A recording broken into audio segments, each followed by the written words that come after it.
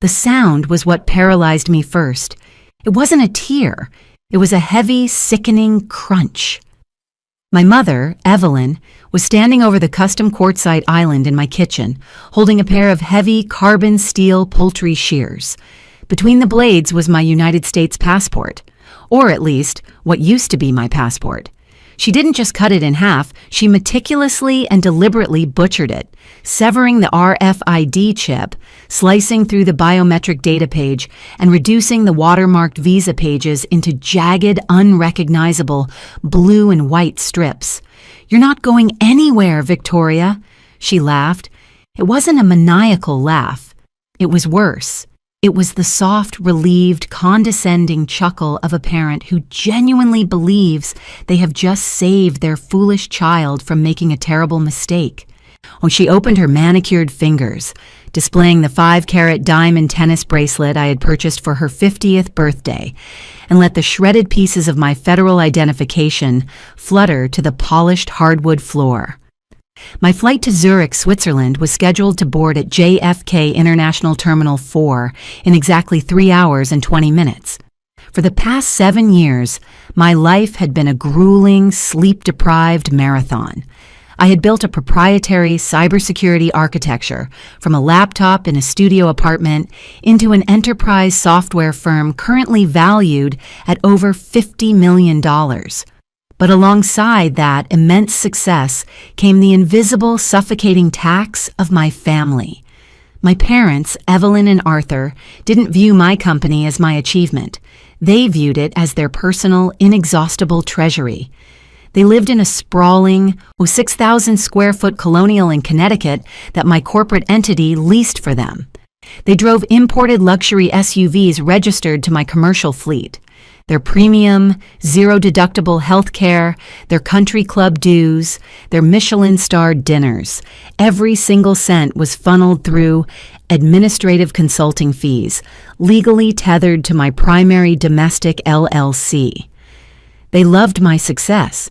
They paraded it at dinner parties. But what they truly loved was the leverage.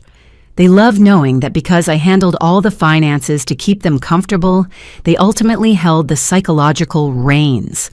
Until yesterday. Yesterday morning, a Swiss banking syndicate had officially approved the full acquisition of my firm. The buyout was staggering, a $45 million cash exit completely severing my ties to the startup. But European corporate acquisitions, especially those involving proprietary cybersecurity tech, are ruthlessly rigid regarding international fraud statutes.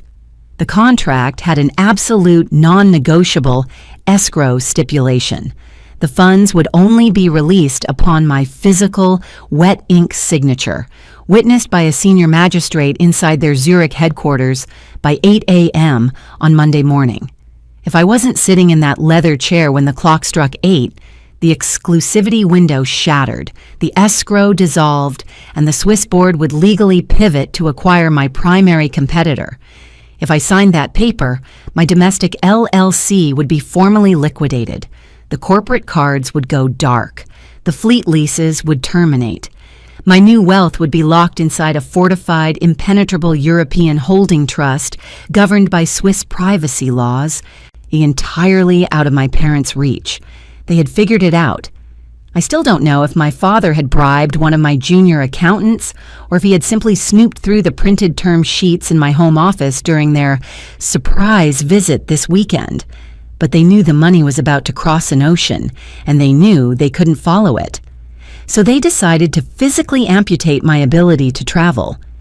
My father, Arthur, was leaning against the heavy mahogany front door of my penthouse, effectively barricading the only exit.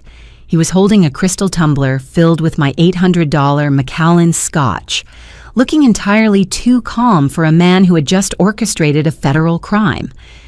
"You should have brought this to the family board, Victoria," my father said, his voice dripping with that authoritative boardroom baritone he used to make me feel small. "You know you aren't equipped to negotiate with European syndicates. They're sharks.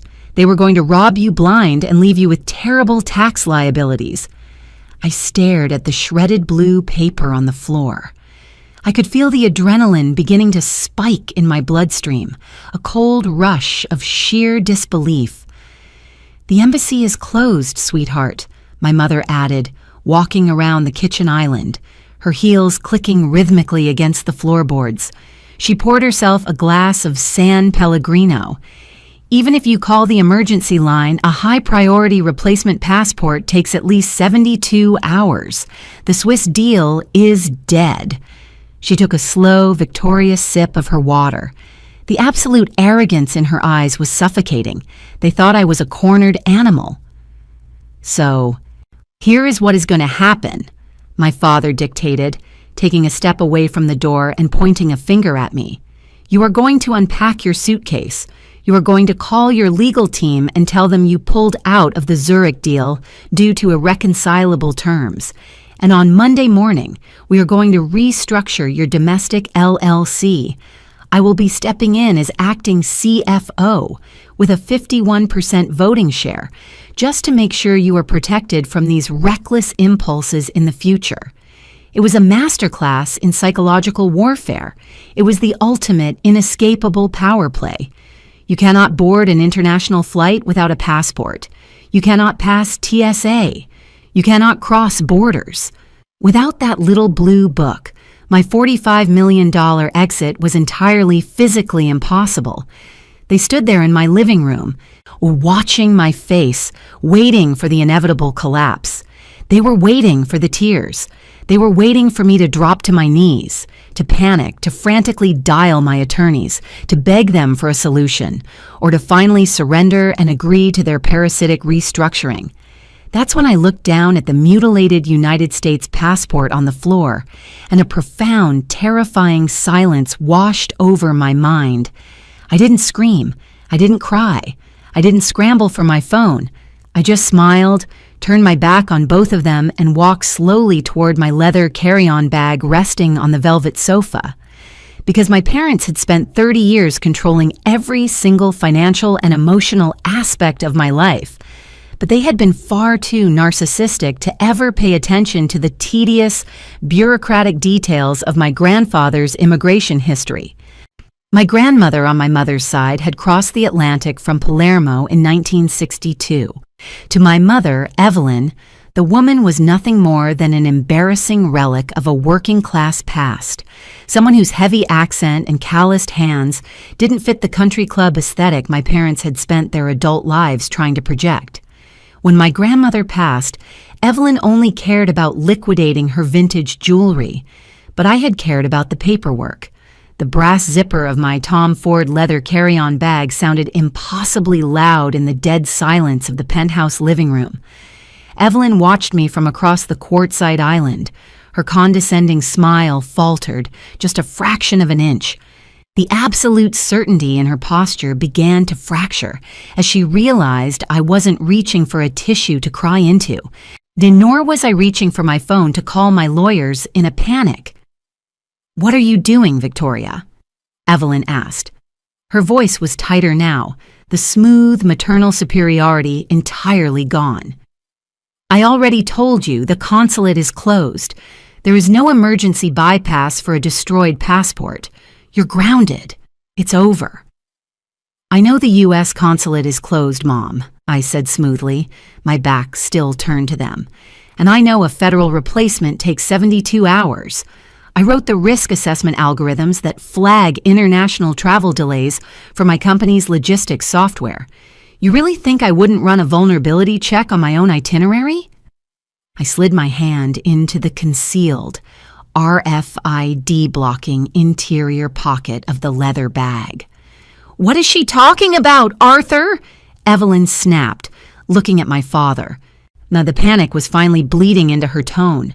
Arthur pushed himself off the mahogany doorframe. He set his crystal tumbler of scotch down on the console table with a sharp, heavy clink.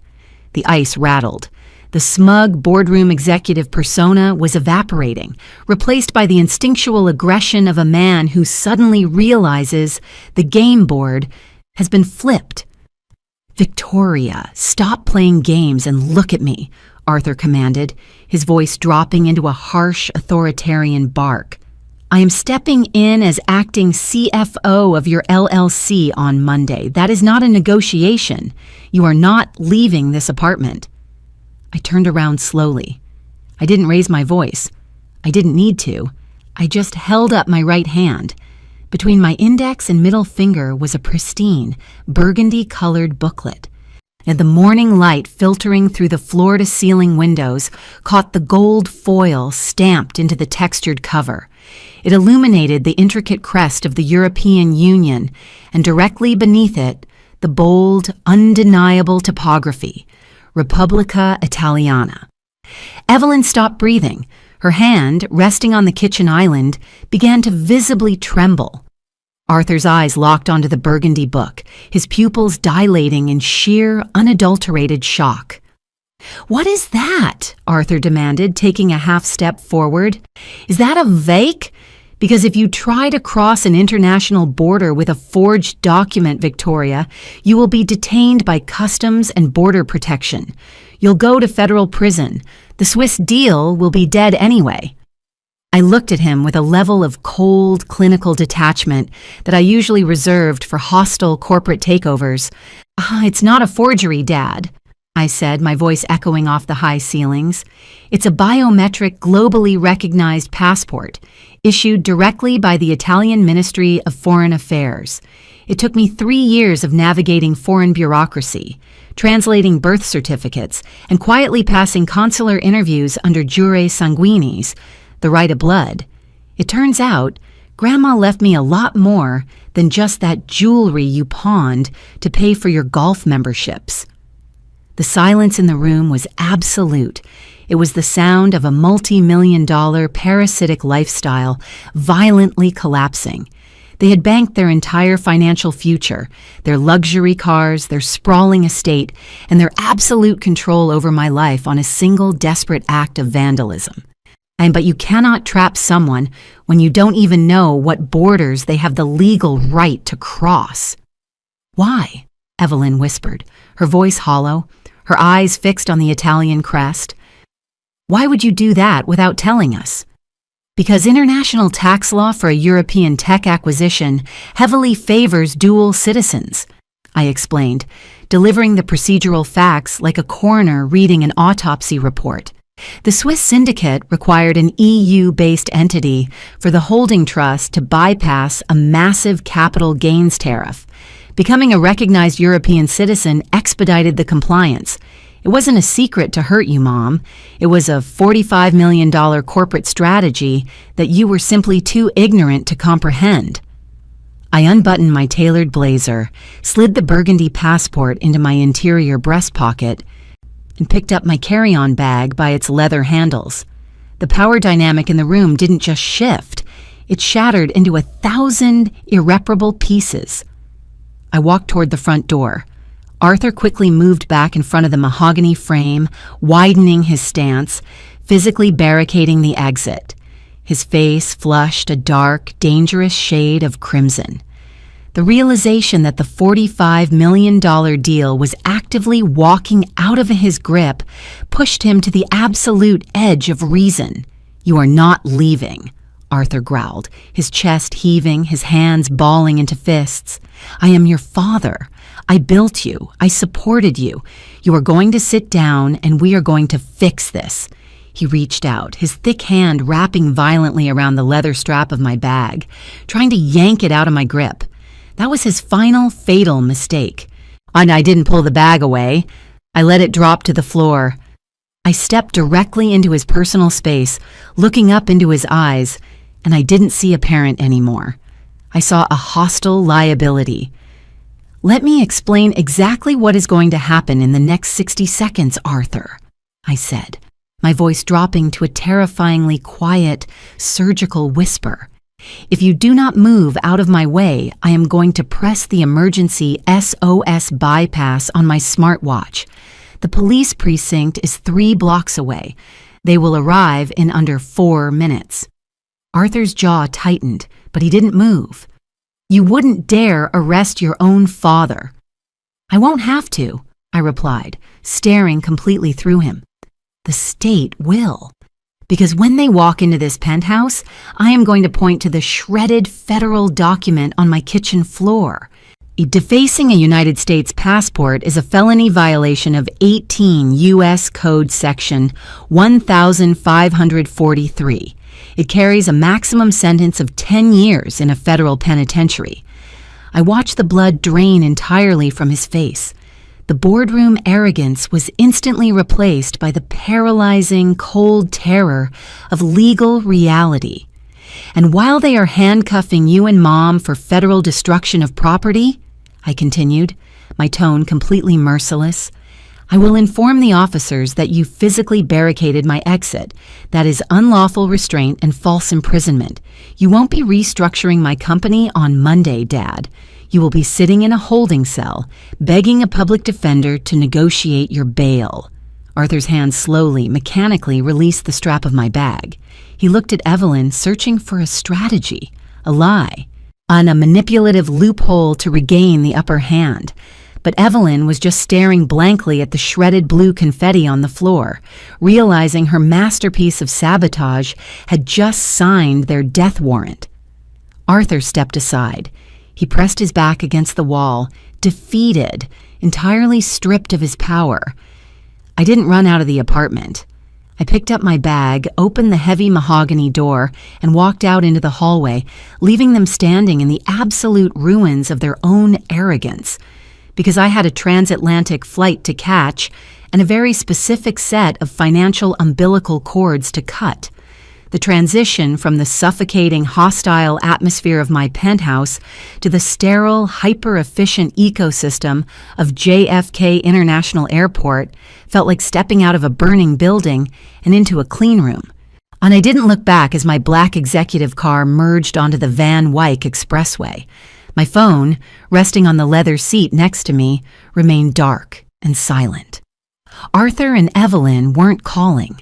They were likely still standing in my kitchen, staring at the mutilated remnants of my American passport, desperately trying to calculate how a 30-year campaign of psychological dominance had unraveled in less than 60 seconds.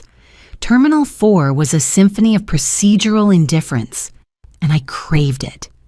I bypassed the standard security lines and walked directly to the Priority International desk. The Delta agent behind the counter didn't care about the emotional terrorism unfolding in my apartment. She didn't care about Arthur's empty threats or Evelyn's shattered ego. She only cared about the logistics. I slid the Burgundy Repubblica Italiana passport across the polished marble counter.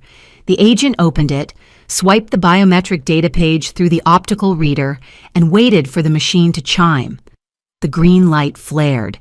The system registered a fully authorized, globally recognized European Union citizen. She printed my boarding pass, handed it back with a polite nod, and within 20 minutes I was sitting in the quiet isolation of the first-class lounge, watching a Boeing 777 being prepped on the tarmac. 14 hours later, the crisp, razor-sharp air of Zurich hit my lungs. There was no jet lag. Adrenaline and absolute clarity had entirely sterilized my exhaustion.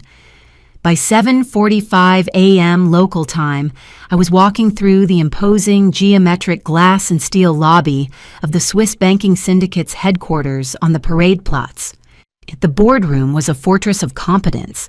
It was a massive, soundproof chamber overlooking Lake Zurich, anchored by a 20-foot polished oak table. Waiting for me were 6 executives and 3 senior magistrates, all dressed in immaculate, bespoke suits, operating with the cold, frictionless efficiency that the Swiss financial sector was famous for. There were no emotional outbursts here, no gaslighting, just mathematics, contract law, and the transfer of generational wealth. Henrik, the lead partner and chief magistrate for the acquisition, stood up and gestured to the leather chair opposite him. He didn't waste time with small talk. He slid a massive, heavy-bound leather folio across the table. "Good morning, Ms. Davis," Henrik said, his voice a low, even baritone that commanded absolute respect, the exact kind of respect my father always faked but never actually earned. The $45 million capital transfer is currently held in an irrevocable escrow shell. Pending your physical signature and my biometric notarization, the acquisition is complete. Your domestic LLC will be formally absorbed, and the funds will instantly sweep into your private encrypted holding trust, governed entirely by Swiss jurisdiction. He unscrewed the cap of a heavy Montblanc fountain pen and placed it meticulously on top of the document. "Do you have any final amendments?" Henrik asked. I looked down at the contract. The ink on the page represented 6 years of missed holidays, 80-hour work weeks, stress-induced migraines, and the constant, suffocating weight of funding my parents' parasitic luxury. "None," I said softly. I picked up the pen. The nib scratched smoothly against the thick, watermarked paper. I signed my full legal name, effectively executing the most lucrative, airtight corporate exit in my sector's history. Henrik applied his magistrate's seal, closed the folio with a heavy, satisfying thud, and tapped a command into his secure tablet. A massive digital monitor on the far wall refreshed. A green cryptographic loading bar filled the screen, followed by a 9-figure string of routing numbers, and finally, a confirmation receipt. The wire had cleared. The $45 million was liquid, offshore, and permanently shielded from the United States probate courts, civil litigation, and most importantly, my parents. I didn't celebrate with the executives. I declined the offer for a champagne breakfast. I simply shook Henrik's hand, walked out of the fortress, and took a private car directly to my suite at the Bauer au Lac Hotel. I locked the heavy oak door behind me, threw my coat on the velvet armchair, and opened my laptop on the mahogany desk. It was time to execute the procedure I had been dreaming of for half a decade. My parents had undoubtedly spent the last 14 hours convincing themselves that my departure was a bluff. In their deeply narcissistic minds, they likely believed I had gone to a local hotel in New York to cry, and that by Monday morning I would return to the penthouse, defeated, ready to sign over the controlling shares of my company to my father. I opened my encrypted corporate banking portal.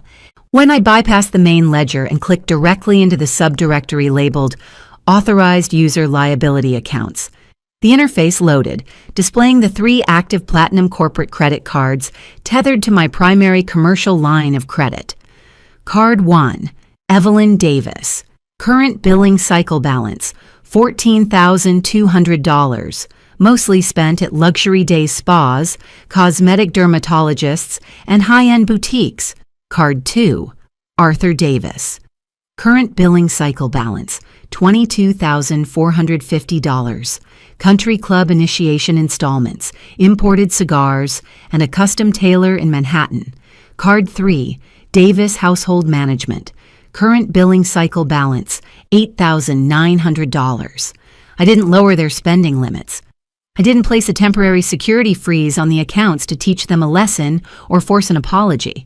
I wasn't interested in parenting my parents. I was interested in amputation. And I checked the master authorization box selecting all 3 accounts. I moved my cursor to the red administrative button in the top right corner. I clicked revoke access and terminate lines of credit. A 2-factor authentication prompt appeared, warning me that this action was permanent and would instantly decline any pending or future authorizations.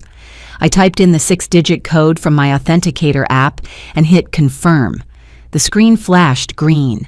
Accounts terminated, cards deactivated. The digital umbilical cord was permanently severed. Next, I opened my company's executive health insurance portal. For 4 years, I had paid the exorbitant $3,000 monthly premiums for a top-tier Platinum PPO plan that covered Arthur's boutique concierge doctor and Evelyn's exclusive wellness retreats. And I navigated to the Dependents and Beneficiaries tab, selected both of their names, and initiated an immediate mid-cycle cancellation of coverage. The system processed the request instantly, generating a digital certificate of termination. I leaned back in the plush hotel chair, listening to the quiet ticking of the antique clock on the wall. I had just dismantled their entire socioeconomic identity with 4 clicks of a trackpad. That's when my cell phone vibrated violently against the desk. It wasn't a phone call. It was a push notification from the primary corporate banking app. It was an automated real-time fraud alert regarding a transaction attempted in Greenwich, Connecticut. Because my parents were currently sitting in a Michelin-starred restaurant attempting to pay for a celebratory Sunday lunch, I completely unaware that the floor of their financial universe had just vanished beneath their feet. The push notification glowing on my iPhone wasn't just a digital receipt, it was a perfectly rendered autopsy of my parents' social standing. Transaction declined. $842.50 at L'Auberge de Greenwich. Reason code 04, account closed, card confiscated. They had gone to the most exclusive, pretentious French restaurant in Fairfield County to celebrate their supposed victory. They were sitting at a white tablecloth booth, drinking imported vintage champagne, entirely convinced they had successfully sabotaged my $45 million exit. 2 minutes later, the screen shifted. The notification vanished, replaced by an incoming call. The caller ID flashed, Evelyn, cell. I didn't answer it immediately. I let it ring. Then I walked over to the Nespresso machine on the marble wet bar, selected a dark roast capsule, and listened to the rhythmic, frantic buzzing of the device against the mahogany desk. I wanted the psychological weight of the silence to press down on her. I wanted the maitre d' to take another step closer to their table before I finally picked up the phone and swiped the green icon. "Victoria!" Evelyn hissed through the speaker. She was whispering, desperately compressing her vocal cords to keep the wealthy patrons at the adjacent tables from hearing the panic in her voice. Over the line, I could hear the faint, elegant clinking of crystal stemware and the soft murmur of a jazz pianist playing in the background. "Call your wealth management liaison immediately," Evelyn ordered, her tone a fragile mix of maternal authority and creeping terror. We just tried to pay the check, and the waiter handed me back the platinum card in front of the entire dining room. He said the POS machine flagged it and physically confiscated the plastic. "Call the bank and clear the fraud alert." I took a slow, deliberate sip of my espresso, looking out the floor-to-ceiling window at the snow-capped peaks of the Swiss Alps. "It wasn't flagged for fraud, Mom," I said, my voice operating at an absolute clinical flatline. "It was terminated." Evelyn let out an impatient, condescending sigh, completely refusing to process the reality of the data. "Stop throwing a tantrum because you missed your flight," she snapped, the whisper turning sharper, venomous. "You are embarrassing us. The sommelier is staring at your father. We do not have another way to cover an $800 tab. I turn the card back on, let us pay, and we will discuss the board restructuring of your LLC when we get back to the house."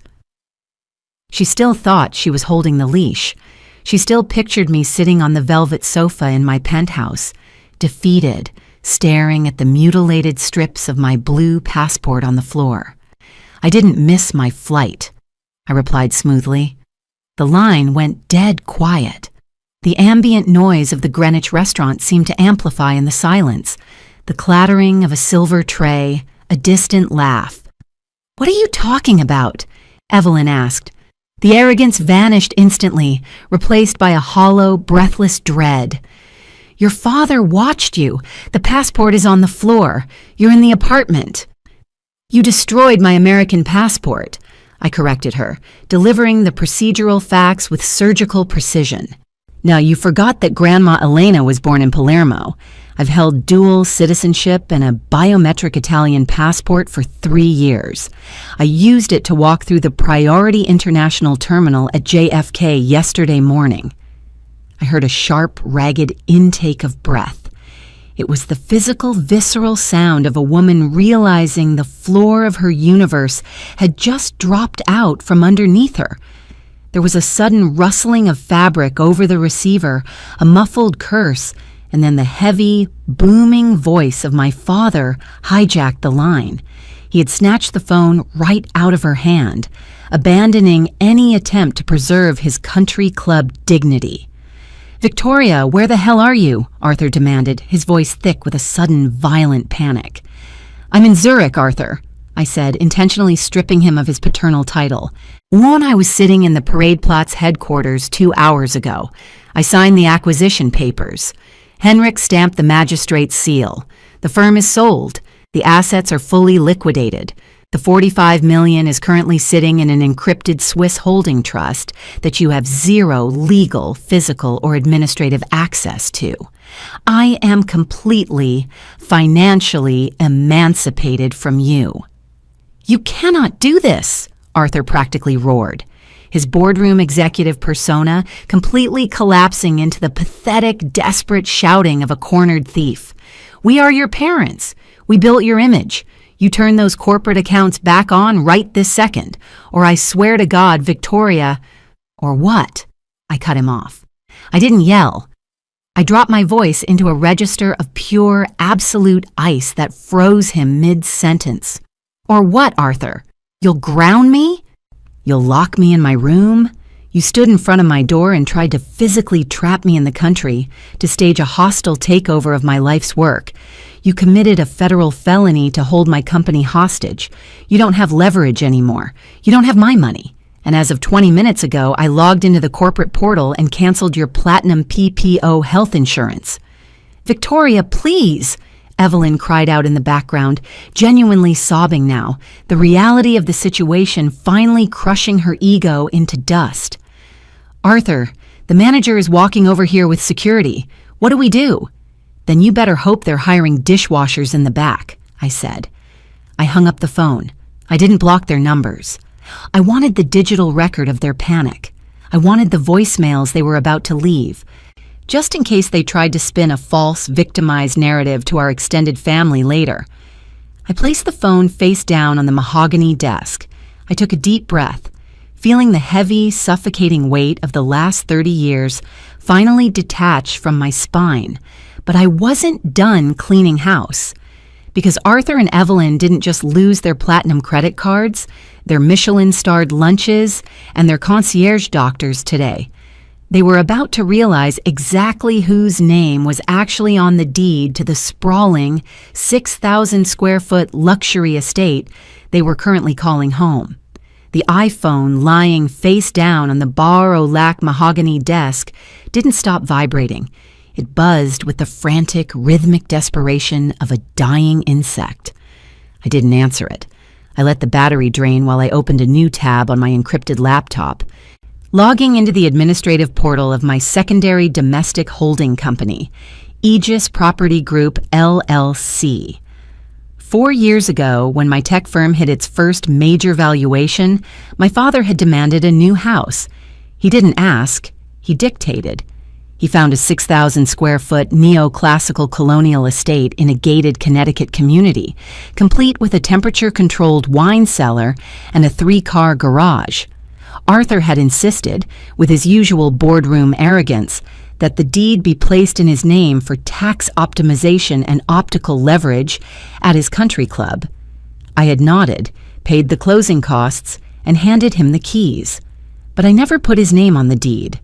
I had nested the property's title deep inside Aegis Property Group, a subsidiary shell completely controlled by my primary corporate entity.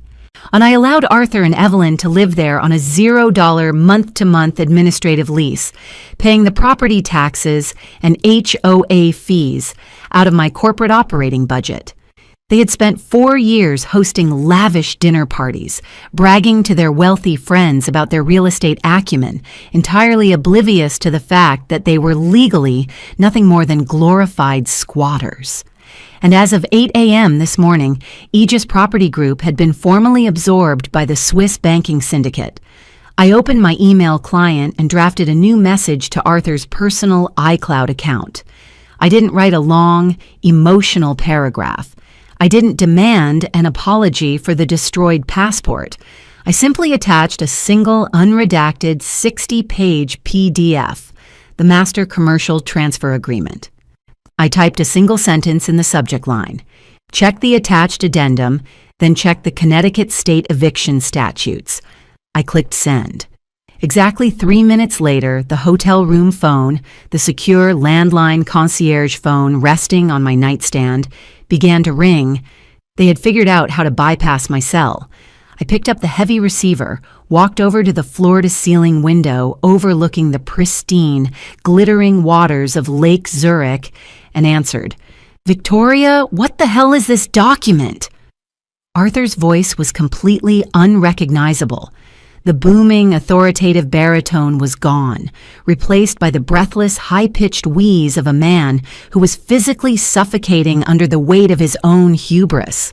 He sounded like he was standing in a parking lot, the ambient noise of a busy road rushing past the receiver. "You transferred the Colonial to a European holding trust? Why?" "I didn't transfer it, Arthur," I said, my voice operating with the cold, frictionless efficiency of the Swiss magistrates I had just met with. "The acquiring syndicate purchased all domestic assets tethered to my primary LLC. That includes Aegis Property Group. That includes the house." "But we live here!" Evelyn shrieked in the background. She was no longer crying. She was in a state of absolute hysterical shock.